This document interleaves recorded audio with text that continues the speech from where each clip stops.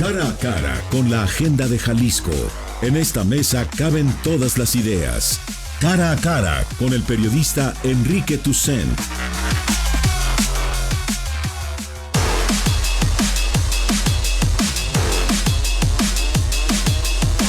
De la mañana con 4 minutos, estamos en martes 10 de enero, comenzamos cara a cara y antes de pasar a nuestra entrevista de hoy, que seguro le interesará mucho con el presidente del Supremo Tribunal de Justicia, Ricardo Zuro, saludamos al doctor Jorge Rocha, que hoy lo tenemos vía telefónica. Jorge, muy buenos días. Enrique, buenos días, ¿cómo estás? Bien. Un saludo para ti, para tu público. Gracias por acompañarnos. Jorge, ¿cómo viste el anuncio ayer de Peña Nieto? Un anuncio descafeinado, no solo por el contenido, que si lo revisamos en la página de internet de Presidencia, te das cuenta que son puntos comunes, pero también, Jorge, porque ni siquiera la Coparmex se sumó a la firma del documento. Sí, fíjate que ayer, bueno, y lo voy a decir así, tuvimos una lección de historia, porque Peña Nieto, bueno, estaba escuchando ahí su mensaje y luego el que dieron otros actores políticos y sociales. Me llevó nuevamente al México de los años 80, al México de Miguel de la Madrid, al México de Carlos Salinas de Gortari, y que si te acuerdan, y yo seguramente varias de las personas que nos escuchan sabrán de los famosos pactos de solidaridad económica, que eran aquellos acuerdos que se firmaban así también con actos multitudinarios, para decirle al pueblo fundamentalmente, pues nosotros decidimos, pero ustedes se aguantan, ¿no? Para decirlo en términos coloquiales. Y ayer lo que vimos básicamente con este anuncio, con este acuerdo, fue eso, fue una vez más el presidente explicando lo inexplicable, tratando de justificar lo injustificable, pero además, y yo creo que esa es para mí la verdadera nota importante, es que esta vez, ahí sí a diferencia de lo que pasaba en los años 80, por lo menos la Coparmex dijo, pues nosotros no le entramos porque esto no es un consenso bien hecho, porque creemos que está muy etéreo, precisamente porque es descafeinado y porque la verdad es que no se ve ningún tipo de voluntad política de parte del gobierno federal de moverse un ápice en estas medidas que están tomando, que obviamente han generado un gran descontento social y que están generando también un repudio muy grande de parte de la gran mayoría de la población hacia el gobierno de Peña Nieto. Qué extravío presidencial, Jorge, porque van 3 oportunidades que tiene el presidente para dar un mensaje de calma, de estabilidad, para tratar de tener sensibilidad con lo que está ocurriendo en este duro inicio de 2017, y es la tercera vez que abanica, ¿no?, en términos beisbolísticos. Sí, no, de hecho, fíjate que a mí me sorprende mucho hay como 2 errores claves aquí. La primera es esta incapacidad de ver lo que está pasando en el país.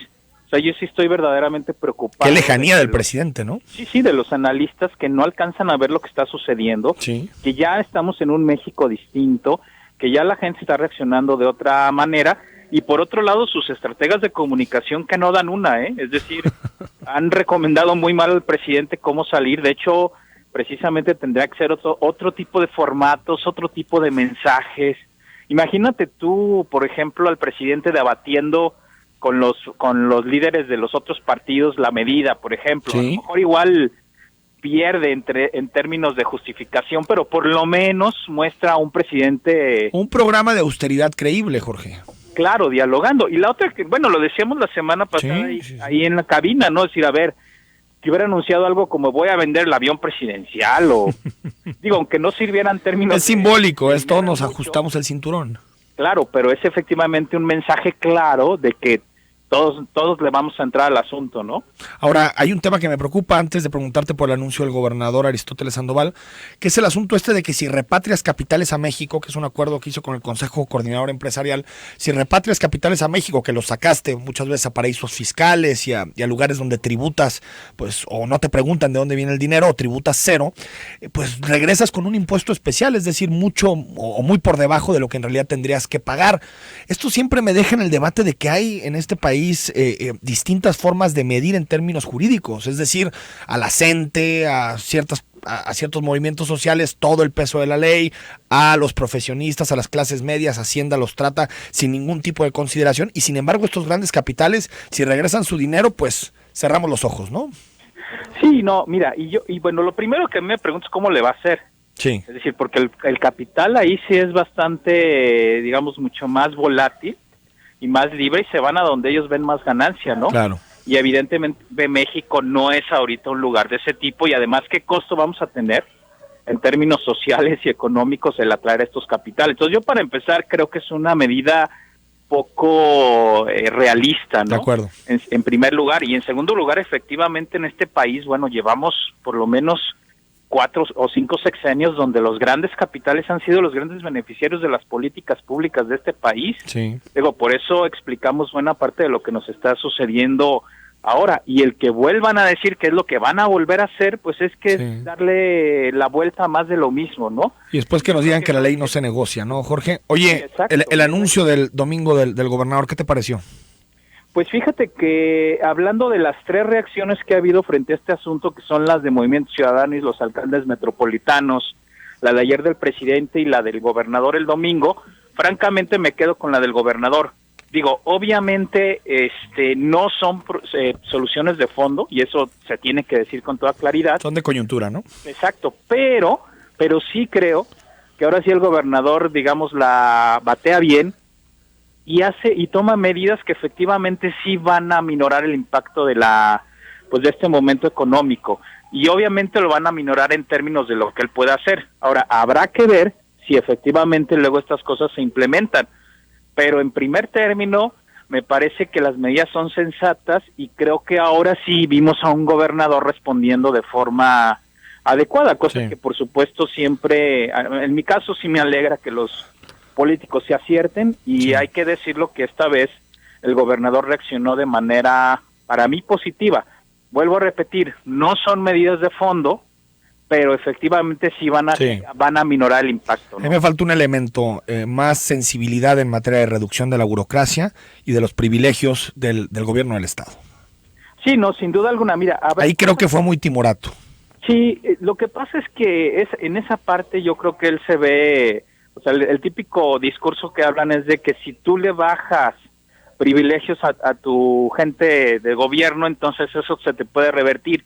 Efectivamente creo que fue una de las cosas donde más faltó. Sí. Incluso, bueno, la medida de fondo para mí realmente sería hacer un verdadero proceso de ingeniería en el Poder Ejecutivo. De acuerdo. Que creo que es lo que hace falta. Pero te vuelvo a repetir, yo creo que las otras medidas son en general positivas. Por supuesto que falta mucho y también, ojo, hay que ver que sí las implemente, porque ahora son anuncios. Claro.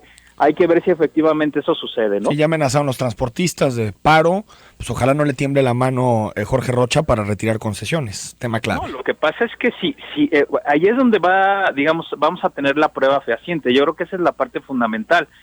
Por lo menos él dijo, si la gente hace paro, se les van a quitar las concesiones y efectivamente vamos a incentivar a los que pasen al modelo ruta empresa.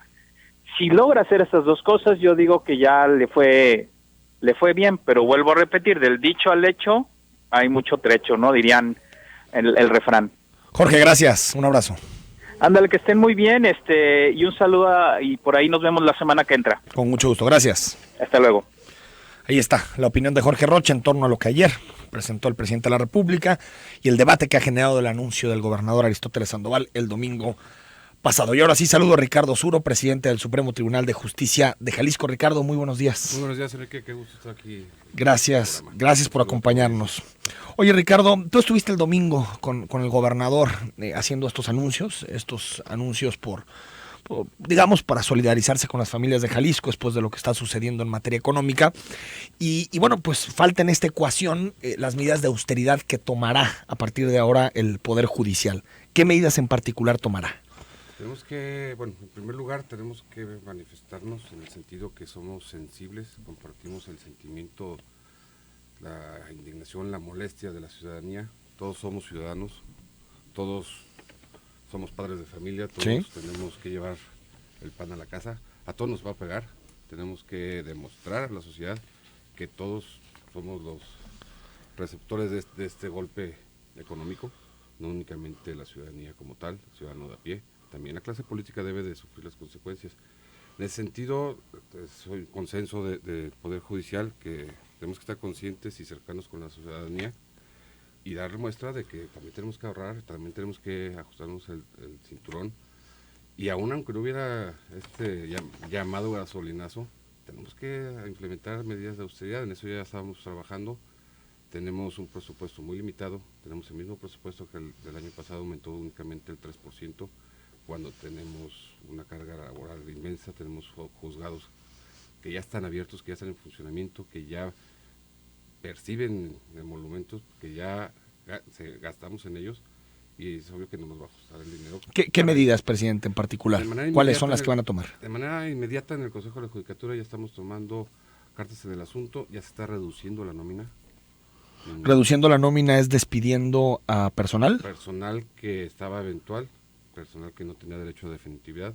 Yo siempre he sido un garante de los derechos de los trabajadores. Desde que llegué al Supremo Tribunal de Justicia formé parte de la Comisión Sustanciadora de Conflictos Laborales y tenemos que respetar los derechos laborales. Es decir, uno reduciendo la nómina. La nómina obesa. El asunto de la nómina obesa, dices, a través de trabajadores eventuales, no de base en este momento, ni se está haciendo una consideración de ese tipo. En el asunto de los sueldos, que siempre es polémico en el Supremo Tribunal, que ganan una muy buena cantidad, porque me decías ahorita, presidente, a todos nos va a golpear estos incrementos, a unos más que a otros. En el Supremo Tribunal los magistrados ganan muchísimo dinero. ¿Se van a bajar el sueldo? Constitucionalmente estamos impedidos para subirnos el sueldo.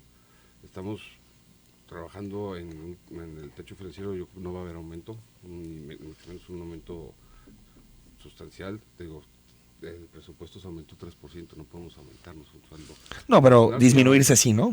Pero constitucionalmente no podemos. Pero bueno, ¿lo donan a una causa o se encuentra una forma, por ejemplo, para ayudar a los empleados de base? No sé, siempre hay formas, ¿no? Eso, claro, desde luego hay que encontrar las maneras de que cada uno en lo particular haga lo que su conciencia le dicte. Eso es...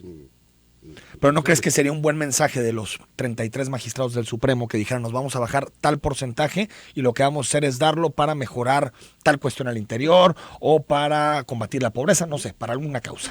Tendremos que comentarlo en conjunto. En lo personal, lo que a mí toca, yo ya hice algunas medidas.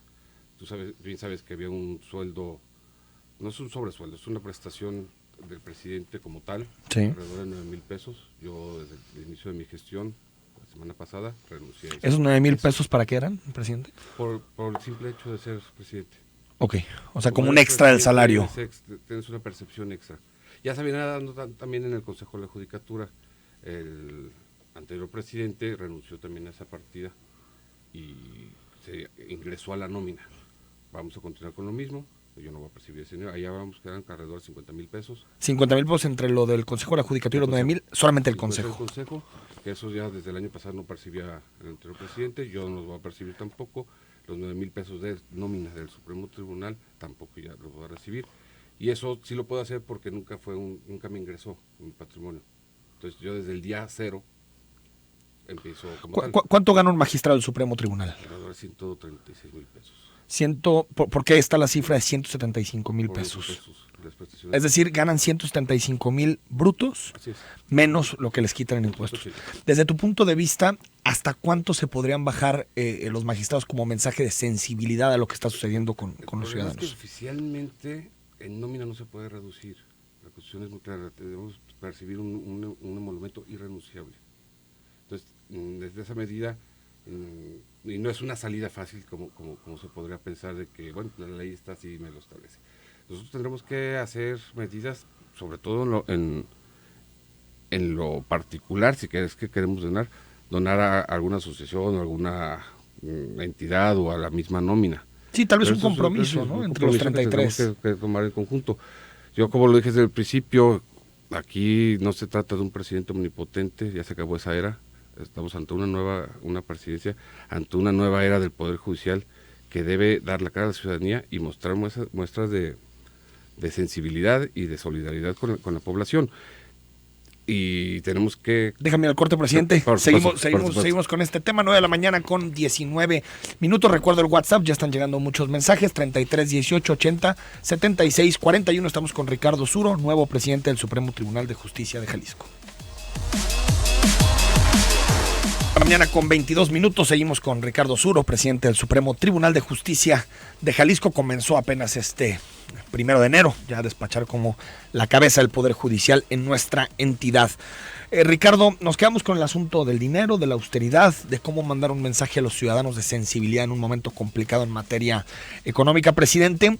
Y recuerdo que, bueno, esto ya no te tocó a ti, ya hablábamos de los salarios, pero en su momento se pasó una ley de austeridad en el Congreso que a mí me pareció una ley sensata, mejorable como todas las leyes, pero sensata. Y el que era en ese momento el presidente del Supremo Tribunal, Luis Carlos Vega Pámanes, la recurrió, la ley, buscó ampararse para que no impactara el Poder Judicial. ¿Tú crees que fue un error? Es decir, que el Supremo tiene que estar pues, realmente supeditado a lo que dice la ley de austeridad. Tenemos que ajustarnos a las leyes, eso sin duda, como aplicadores de la ley tenemos que ajustarnos a ellas. Donde no podemos estar supeditados es a los otros dos poderes. En eso hay que ser muy claros, hay que trabajar en conjunto, pero nunca una sumisión. El hecho de que haya una ley que nos impacte, eso por sí ya puede ser un síntoma de confrontación o de sumisión. Evidentemente la controversia constitucional se promovió no para ampararnos y abstraernos de esa legislación. Simplemente la legislación estaba hecha de acuerdo a la forma y presupuestos de los poderes, de los otros dos poderes. Te voy a dar un ejemplo muy claro. La ley de austeridad permite muchísimo gasto en imagen, en difusión. Bueno, supone que lo recorta. No, pero bueno. Digo, lo recorta para el Poder Ejecutivo, para el Poder Judicial obviamente no tiene dinero para eso, casi. No, pues. Ni necesidad, ni tiene otras necesidades. Totalmente. Tiene más necesidades en capacitación. Sí. Entonces no fue una ley que se ajuste a las necesidades y a las obligaciones del propio Poder Judicial. Pero lo que me refiero es que siempre el legislativo va a hacer las leyes, presidente, y obviamente algunas van a impactar al Poder Judicial. No puede estarte amparando ante todas. Y no y lo hacemos. Lo que parecía es que lo que quería el Supremo era no bajarse sus prestaciones, no bajarse los sueldos. Parecía que el fondo, digamos, de esta controversia era ese. Sí, la percepción sin duda es esa, pero el fondo es precisamente en primer lugar, el no estar supeditados o sumisos a aspectos que atañen exclusivamente al Poder Legislativo o al Poder Ejecutivo. Por ejemplo, como te lo estaba comentando, nosotros necesitamos mucho más recursos en infraestructura que el Poder Legislativo. Necesitamos mucho más recursos en capacitación. Pero entonces sí supeditarte a la ley de austeridad, pero que se cambien algunos temas para adaptarse a la realidad del Supremo, del Poder Judicial en general. Y sin duda tenemos que eficientizar los recursos. Y por eso se está haciendo el ejercicio de austeridad. Hablando de no supeditarte a otros poderes, presidente, se interpretó que tú eras la cuota del gobernador del estado, de Aristóteles Sandoval. ¿Tienes algo que responder ante eso? Por supuesto, enfáticamente manifiesto que fue una votación interna. Aquí no hay fichas ni hay injerencia de ningún otro poder ni ente público. ¿Me vas a decir que no hay injerencia de los partidos en la elección del presidente del Supremo? No hay injerencia, cada magistrado vota libremente. ¿Y por qué entonces fueron a visitar al gobernador a Casa Jalisco? Fue una invitación que hizo el gobernador para ver cómo estaba la radiografía del Poder Judicial. Inclusive días antes nos invitó en forma conjunta a un desayuno a todos los magistrados. Ahora, ¿pero crees que fue un buen mensaje en un momento determinado, en un momento de dificultades, donde se hablaba claramente de la forma en que los partidos intervienen en el Supremo Tribunal, ir a casa del gobernador y pues, parecer un poder doblegado ante el Ejecutivo? No, es una invitación y finalmente siempre tenemos que trabajar al lado del gobernador y del Legislativo. Y después lo vieron de forma individual el gobernador, cada uno de los magistrados. ¿Qué te dijo en esa reunión? Nos mandó llamar a ver cómo estaba el Poder Judicial y manifestar que que iba a mantenerse al margen de la elección y que respaldaba la decisión que se tomara, fuera quien fuera. Entonces no te dijo nada cuando platicaron esa vez que se reunieron, no te dijo nada, oye, me gustaría ver quién queda, nada. Nunca salió el tema de la sucesión en el Supremo Tribunal de Justicia. Y por lo que tengo conocimiento de los demás compañeros, a nadie se le dijo, ni a nadie debe habérsele dicho. ¿Crees que fue un error reunirse con el gobernador o no fue un error? No, creo que sí tenemos que estar cercanos todos con el señor gobernador y con los señores diputados. ¿Cuál es tu relación con Leonel Sandoval, con el magistrado? De compañero de Supremo Tribunal y en su momento, cuando yo llegué de magistrado, compañero de sala, exclusivamente. Yo al magistrado Leonel en mi vida lo he visto una sola vez. Es decir, antes de compartir, estar en sala, estar en el Supremo Tribunal de Justicia, no tenían ninguna relación política, nada. Cero. Tú nunca has tenido militancia en el PRI, en ningún partido político. En ningún partido político. Tengo amigos en todos los partidos políticos, en todos los poderes. ¿Tú crees, después de que ha pasado esto del caso Luis Carlos Vega Pámanes, Ricardo, tú crees que se equivocó en lo que hizo Luis Carlos Vega Pámanes en su momento, en interceder por un presunto criminal, en haber ocultado algunos antecedentes penales que después lo sacó la prensa? ¿Tú crees que se equivocó?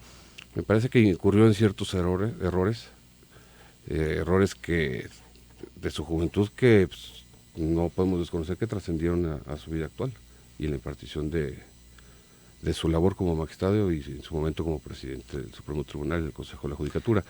Me parece que fue una serie de circunstancias que lo orillaron al desenlace que tuvo, pero pues eso dañó a la imagen del Poder Judicial. ¿La llamada, por ejemplo, te parece un error, la llamada que le hizo a Salvador Caro? Me parece que fue un error.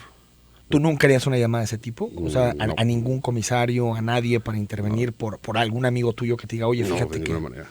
De ninguna manera. No, yo siempre he sido muy respetuoso del derecho, de la aplicación de las leyes, y quienes me conocen de mi labor profesional saben que jamás he intercedido por ninguna persona, ni jamás he ayudado a alguien que no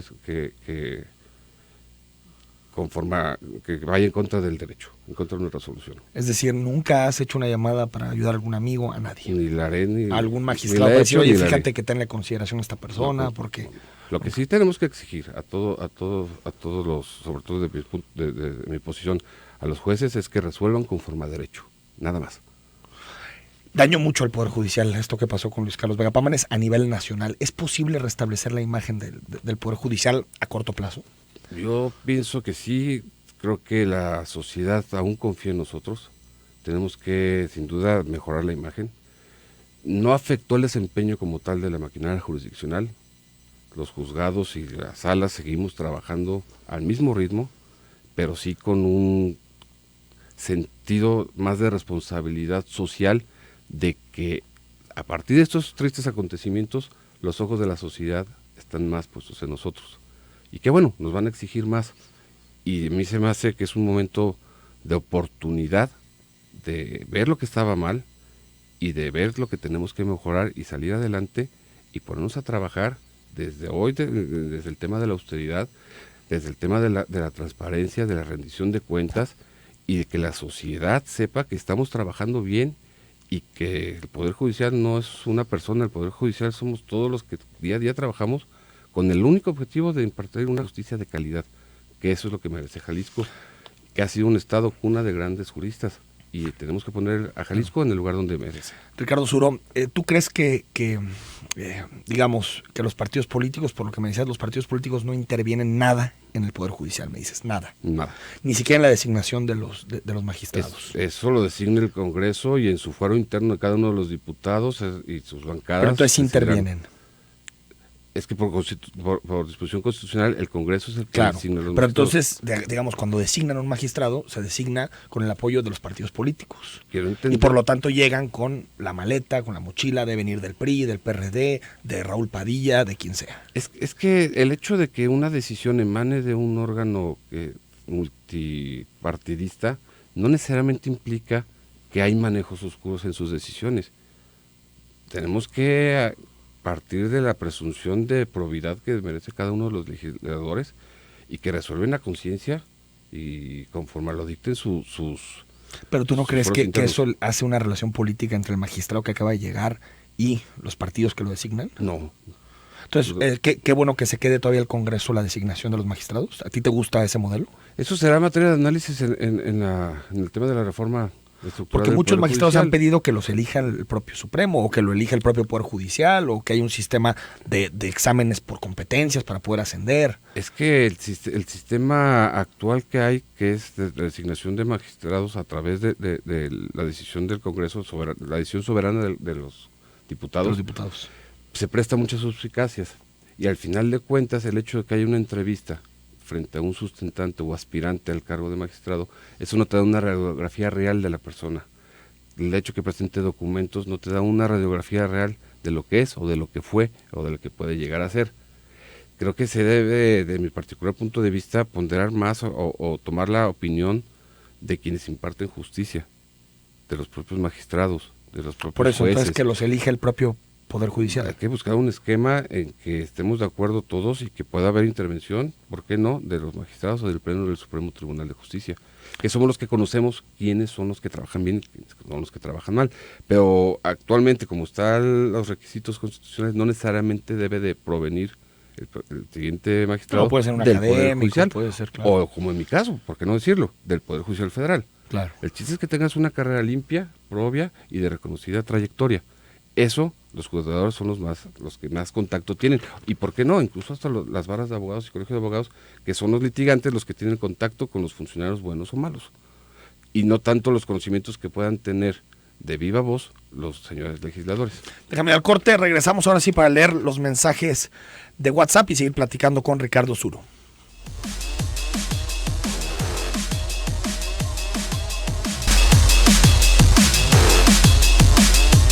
9:36 a.m, algunos mensajes. Dice Carlos Contreras: el señor se nota esquivo, sobre todo en la cuestión de reducir su nómina. Creo que si considera que su sueldo está bien y no tiene disponibilidad de bajarse, está bien, lo diga, es válido, incluso si quiere decidir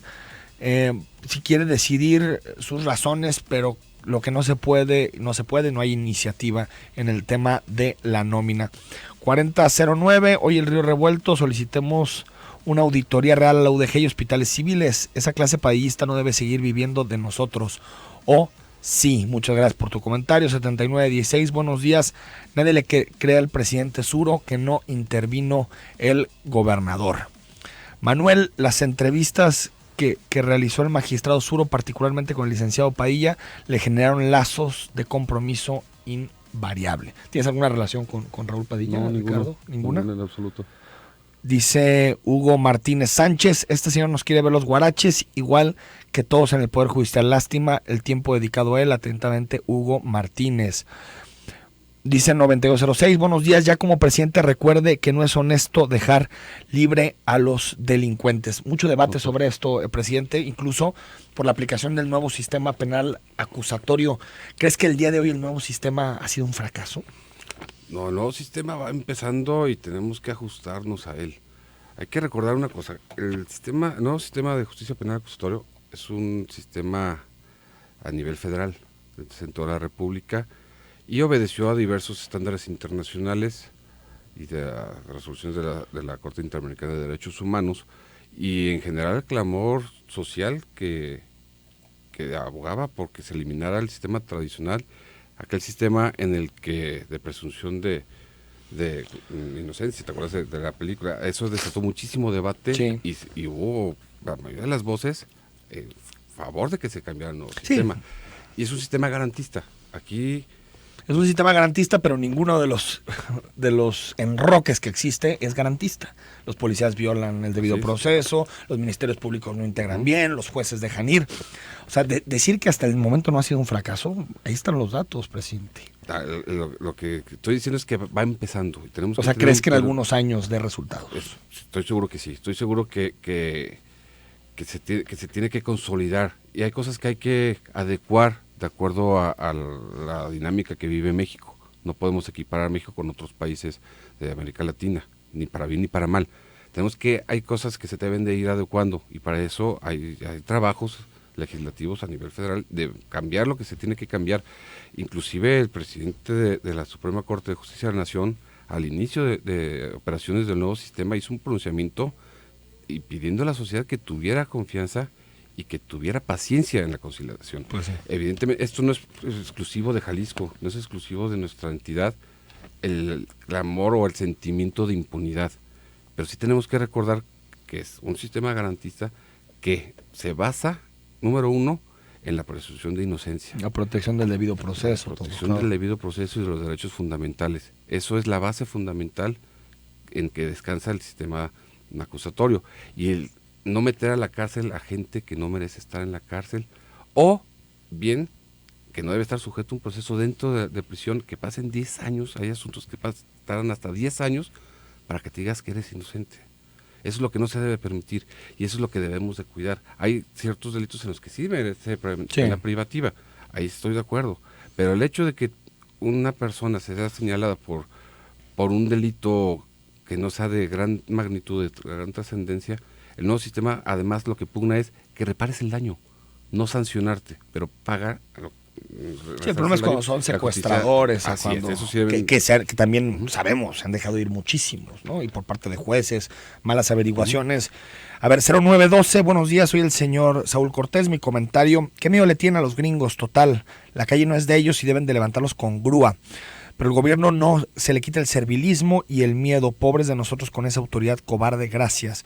Buen día, yo creo que los magistrados deben ganar la mitad y aún es mucho, dice Saúl Cortés con relación al tema de lo que ganan los magistrados. 1797, buen día, Enrique, los magistrados ganan un dineral y no quieren bajarse el sueldo, luego se escucha en su invitado, yo sé que por ley no se pueden bajar el sueldo, pero si tuvieran dignidad y conciencia una parte la podrían donar a alguna institución. Una pregunta, ¿cómo pueden llegar a ser, ministros, más bien magistrados, con compadrazgos llegan al poder? Se pregunta, pues ahí está el asunto, ¿no? De si donarlo, que dices que vas a hacer la propuesta. Eso ya queda en la voluntad de cada uno de los magistrados. Pero tú como presidente no vas a proponer eso. Lo vamos a platicar a ver qué es lo que opinan los compañeros. Lo que yo sí quiero ser bien enfático es que a lo mejor de primera mano suena mucho la percepción que tiene un magistrado. Pero yo lo que sí te quiero decir es que en todos los casos, para llegar a ser magistrado, es una trayectoria en la que debes de demostrar tu probidad, tu honradez y tu compromiso. O que tengas un cuate en la política también, no, presidente. No, pero el chiste, el ideal del juzgador. ¿Tú crees que Vega Pámanes tiene una gran trayectoria en el tema de la jurisdicción, en el tema de la jurisprudencia? Eso habrá que preguntárselo a los diputados que vieron. Por eso, pero no lo tenía, está claro, ahí está su currículum. Y llegó a ser presidente del Supremo. Pero bueno, lo que tenemos que establecer es que todo juzgador parte de la presunción de que tiene sus principios. Los principios éticos, morales y de probidad y de capacitación y de preparación, que a lo largo de tu vida te ha costado sacrificio, te ha costado desveladas. O no, tienes cuates. Yo creo que algunos son muy buenos magistrados, estoy totalmente de acuerdo contigo, Ricardo. Otros no lo creo que lo sean y no tienen una trayectoria como para estar percibiendo ese dinero. Ahora, más allá del sueldo, presidente, ¿cuánto reciben de aguinaldo? Y tienen la prestación hasta el mes 13. No, el mes 13 únicamente es para la base de trabajadores. Es para los trabajadores. Ni siquiera los relatores lo tienen. ¿Y te parece justificable pagar un mes 13? Me parece... Digo, aguinaldo está bien, es un derecho, pero un mes 13 es muchísimo. Número uno, es una prestación laboral. Si me lo preguntas en lo lógico, pues no le veo razón. Sí, pues más cuando el año tiene 12 meses. No podemos tapar el sol con un dedo. Digo, pues, ¿de dónde sale un mes 13? Digo, pero es una prestación laboral que no podemos siquiera poner la discusión en la mesa de si se los quitamos o no se los quitamos. Pues, insisto, hay que garantizar los derechos de los trabajadores, que también hay que decirlo, los trabajadores de base, que son los que tienen ese mes 13, pues uno trabajan más de 8 horas. La verdad es que magros, sí, no es cierto, sí, la base. Y la verdad es que si para exigir un real compromiso, un amor a la camiseta, un amor a la carrera judicial, un amor a lo que haces, al poder judicial y un compromiso con la sociedad, tenemos que tener... la base trabajadora tiene que tener buenas prestaciones para que vean que el salir a la calle y dedicarte a litigar o a litigarte a otra actividad ajena a la impartición de justicia no es fácil. Por eso requieres y por eso podemos exigirles un compromiso real con la impartición de justicia. Voy a seguir leyendo mensajes. 6142. Sí se ve desde la óptica de bajar el sueldo, claro que no van a querer, no se va a poder, pero el detalle aquí es normalizar los sueldos. ¿Cómo es posible que ganen eso cuando este sueldo deben ganar bajo resultados? Donde vamos perfectamente no hay resultados. En leyes de meditar la economía. Gracias al 91.5 por permitirnos expresarnos. 7943, buenos días. Mi comentario es que el pobre con este aumento de gasolina más pobre lo hacen y el salario que tenemos ganando 86 pesos, aumentó la tortilla y es de 2 pesos y eso no le llega a los magistrados ganando 136,000 pesos al mes. Me encanta como cuando los cuestionan con bajarse el sueldo, donarlo, le dan vueltas y vueltas. Al fin los políticos que realmente se autoconvencen y tratan vanamente de justificarlo. 4105, qué farsa el presidente del tribunal, mejor despídase que bajarse sus sueldos. 8030. Pregúntale al presidente del tribunal por qué tanto rezago en los juicios y sentencias del TAE y por qué dejan sobreseer los juicios. Sueldo tienen, personal también, todo indica que tienen gente incompetente en los juzgados. ¿Qué pasa con el TAE, presidente? Hay una carga excesiva de trabajo. Humanamente es imposible que saquen los asuntos dentro del término. Es una sobrecarga exorbitante de, no sé, las cifras del TAE no las traigo, pero me parece que es como del 600%, 700% de 5 años para acá. Es exageradamente exorbitante la cantidad de asuntos que tienen que resolver. Hay algunos asuntos que la gente dice, son las fotodifracciones, esas son fáciles, pero hay que estudiarlas también. Y son muchísimos los asuntos, y eso es por decirte un ejemplo, son muchísimos los asuntos en los que interviene el TAE. Y te lo digo porque ayer tuve una reunión con el magistrado Laurentino López. Sí. Como parte integrante del Poder Judicial, nos reunimos y vamos a trabajar en conjunto para ver cómo podemos abatir ese rezago, o a ver cómo hacemos también las medidas de austeridad, que ellos por su parte tienen que tener su autonomía y tienen que ponerse de acuerdo entre los magistrados. Pero ayer nos reunimos y comentaba que es muchísima la carga laboral, y además pues ahí viene el nuevo sistema, el sistema anticorrupción, que habrá que ver en qué condiciones queda el TAE. Dice Javier Preciado, buen día Enrique, la pregunta del millón y su invitado le falla simple la respuesta, renunció al 50% del salario, más de lo mismo, igual que Vega. No esperamos nada relevante de este nuevo presidente. Lo invito a que iba con los ridículos 80 pesos diarios que ofrece Enrique Peña Nieto. 0887, mientras las medidas anunciadas no sean en realidad son mentiras. Saben que la mayoría del pueblo no sabe que se necesita una reforma para realizar recortes al presupuesto de partidos. Pasarán los años que le restan a su mandato y nada será realizado. Tenemos que exigirlo ahora. Ese es el problema, te está diciendo que no tiene conciencia. ¿Por qué no le pone una fecha a Pique vaya a realizar en lugar de divagar en respuestas generales sin sentido? Gracias, Aníbal Muñoz. Enrique, de mi parte, tu invitado, que muchas gracias por no aumentarse el sueldo. Ahora resulta que la ley ni les permite, y como son tan respetuosos de la ley, no se bajarán el sueldo. ¿Tú crees que va a donar un peso? Se pregunta Mario Hernández. Que cambie la ley si se puede bajar el sueldo, que inscriban al Seguro Social y su pensión sea la Afore. ¿Tienen seguros privados, presidente? Sí, en el Supremo. Seguros. Dice Emma Cristina Casas, hola, buen día, fíjese, ellos no pueden reducir sus salarios, pero a las enfermeras de base del IMSS les van a rebajar 10% de su salario. 6627, hola, buenos días, saludos Enrique, tu invitado me parece que no es sincero, no le creo nada. Dice Yaquiel Montiel, buen día, no se escucha tu invitado. Bueno, creo que ya corregimos eso con el tema del micrófono. 5773, tu invitado es igual que todos los políticos, nomás les tocas el bolsillo y pegan el brinco. Oscar Luis, creo que el caballero está con rodeos, creo que sería más impacto bajar los sueldos muy obesos de los altos funcionarios que despedir personal de 4 o 6 mil pesos. Quisiera preguntarle al invitado si es cierto que el año pasado no se le pagaba a los jueces orales porque no tenían presupuesto. Creo que hubo un atraso de un mes en el pago de los salarios, que eso se regularizó y se le está pagando el 100%. Ya se le está pagando. Sí, desde luego, no podemos tener una impartición de justicia sin que le estés pagando al juez. Eso es abonarle a prácticas que no deben de ser y que se deben de erradicar del Poder Judicial. Vamos al corte, vamos al último bloque con Ricardo Suro, presidente del Supremo Tribunal de Justicia de Jalisco.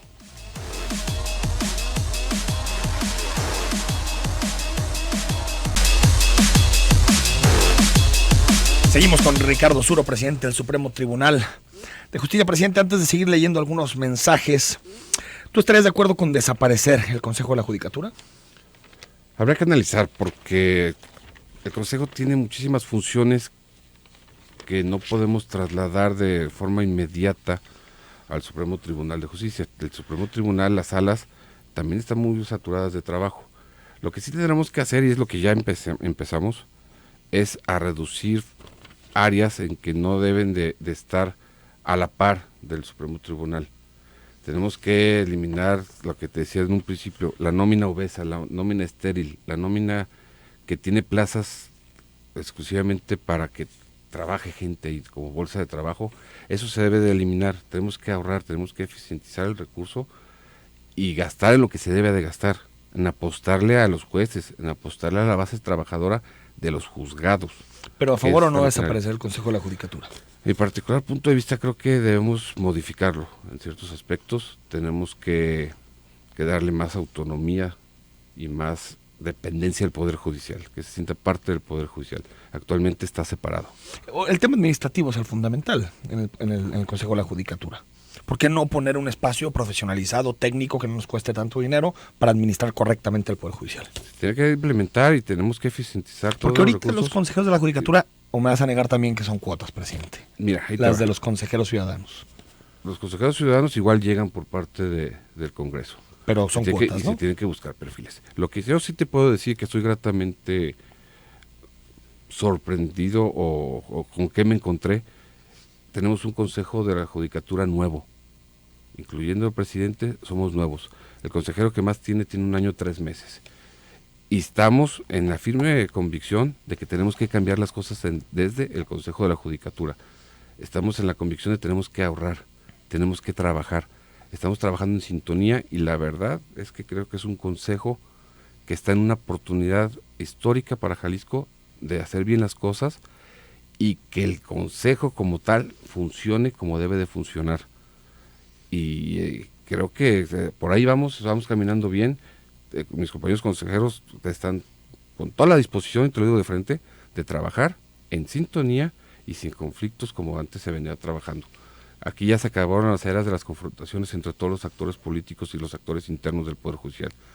Todos, incluyendo mis compañeros magistrados y mis compañeros consejeros, tenemos el mismo sentimiento de que tenemos que cambiar las cosas, tenemos que recobrar la confianza de la ciudadanía y tenemos que sentar las bases para que algún día, Jalisco esté orgulloso de su Poder Judicial. No creo que toque mi administración, no creo que toque la siguiente.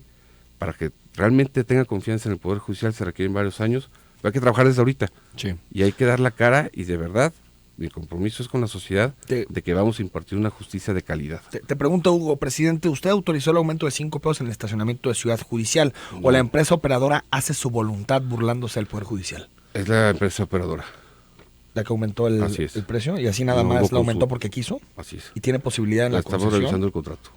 Estamos revisando las condiciones. Eso tenemos que corregirlo. No puede quedar a la voluntad de una empresa particular.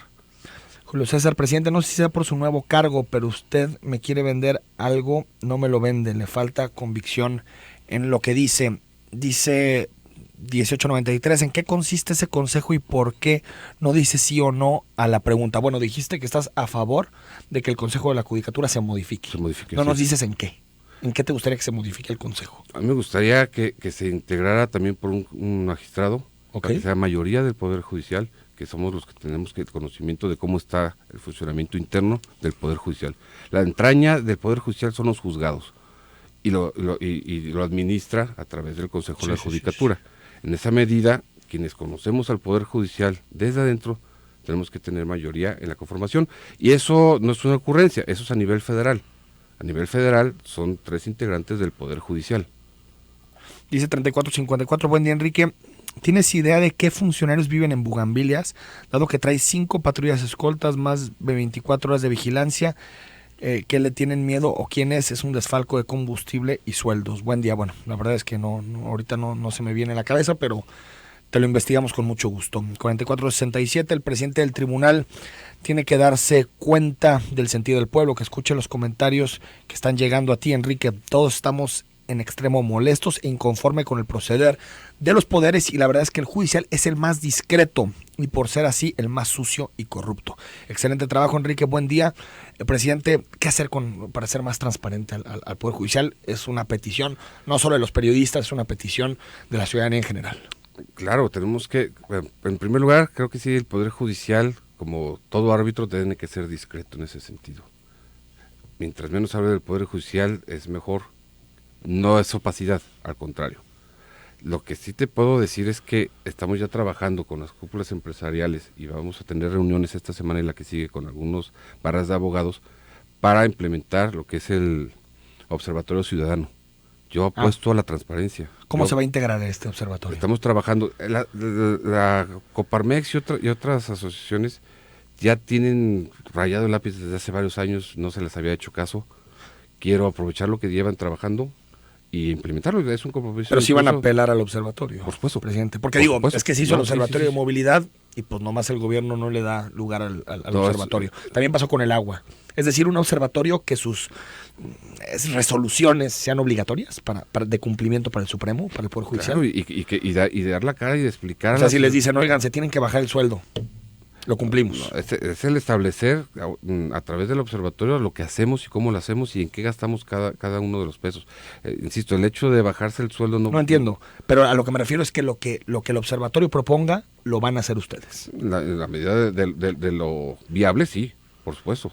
0431, qué coraje escuchar al presidente decir que no se puede bajar el abusivo sueldo que tienen. Hugo Martínez, ¿qué pasó con la gente que metió a trabajar el expresidente, parientes y amigos? Es un buen tema que te iba a preguntar. Luis Carlos Vega. Sí. Digo, se supo por Claro. publicaciones periodísticas. Primer término, los derechos laborales se tienen que respetar y que tengan derecho a la estabilidad en el empleo. Si hay gente que es pariente, amigo de otros personajes que no merecen estar trabajando, estos ya se fueron algunos y otros están por irse. De cualquier persona, no particular. Aquí no se trata ni de una cacería de brujas ni de unas vendetas políticas. Aquí hay que trabajar, la gente que trabaja y que hace bien su trabajo se tiene que quedar, que sea su amigo o pariente. Pero ¿cómo hacer para que no sigan entrando parientes a las nóminas del Poder Judicial? Y tantos casos de nepotismo. El tema del nepotismo como tal, a través de, como es la connotación coloquial de meter gente porque es hijo o sobrino de algún magistrado, de algún juez, por el simple hecho de serlo, eso no lo podemos permitir. Pero tampoco podemos vetar a un hijo, o un sobrino, o un amigo de un magistrado por esa condición. Debe de ser condiciones iguales. La gente que trabaja tiene derecho a trabajar aquí. La gente que no trabaja se va a ir. Así de sencillo, es quien sea su pariente. Dice Pati Sendejas, hola, buen día, solo preguntar al presidente, ¿qué pasa con los juicios de los comerciantes que Alfaro arbitrariamente retiró y le valió el derecho constitucional de trabajar? Esto está en el terreno del Tribunal Administrativo, es competencia de ellos y tendrán que resolverse. Ricardo Suro, gracias por haber estado aquí con nosotros. Es un placer y de verdad Ojalá la cara siempre la das a la sociedad. Ojalá que la próxima vez que vengas nos digas buenas noticias en el Poder Judicial. Es importante para Jalisco. Así será, estamos trabajando y cada mes debe haber algún avance, cada cierto tiempo tenemos que, si me lo permites, dar a conocer las cosas buenas que hemos hecho. Y por qué no, afrontar y responder a las cosas que se consideren que no estamos Gracias, bien. presidente. Me quedo a la orden. Mañana a las 9 de la mañana nos acompañan los presidentes de los partidos en Jalisco para debatir si este año será el año en que se elimine el subsidio a los partidos políticos. Soy Enrique Tucen y hasta mañana.